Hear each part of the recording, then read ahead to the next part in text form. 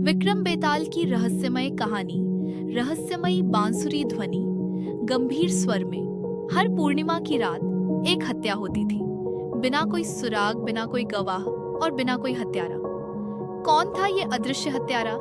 जानिए विक्रम और बेताल की रहस्यमयी कहानी में अदृश्य हत्यारा। लेकिन अंत तक सावधान रहिएगा, सच्चाई आपकी कल्पना से कहीं ज्यादा खौफनाक है। गहरी डरावनी ध्वनि, जंगल और पीपल का पेड़, रात का समय, हवा, उल्लू की आवाज, विक्रम की आवाज। एक बार फिर मैंने बेताल को पकड़ लिया था, लेकिन जैसे ही उसे कंधे पर उठाया, बेताल हंसते हुए, राजन चलो एक कहानी सुनो।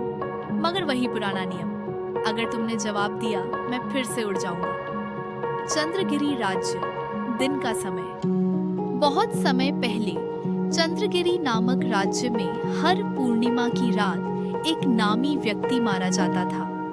राजा वीरसेन चिंतित थे। हत्या के कोई निशान नहीं होते थे, बस मृत शरीर और उसकी भयभीत आंखें। राजा वीरसेन घोषणा करते हुए, जो इस रहस्य को सुलझाएगा उसे आधा राज्य और मेरी बेटी का विवाह मिलेगा। समरेंद्र का आगमन।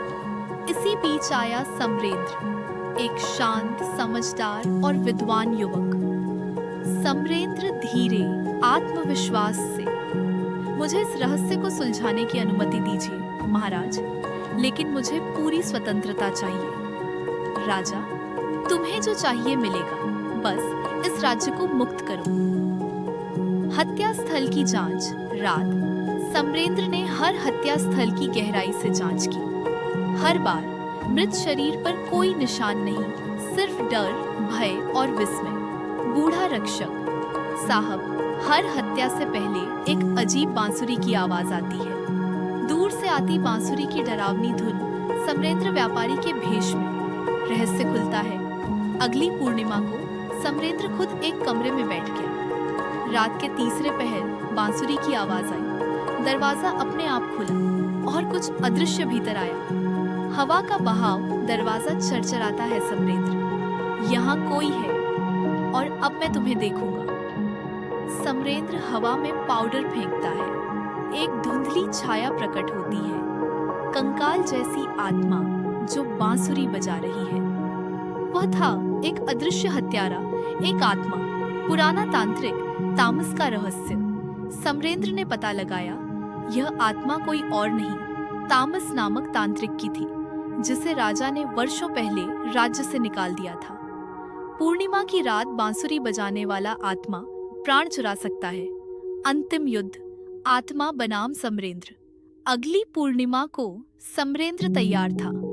उसके पास था एक विशेष यंत्र, मंत्राक्षर यंत्र। जैसे ही आत्मा प्रकट हुई, संघर्ष शुरू हो गया।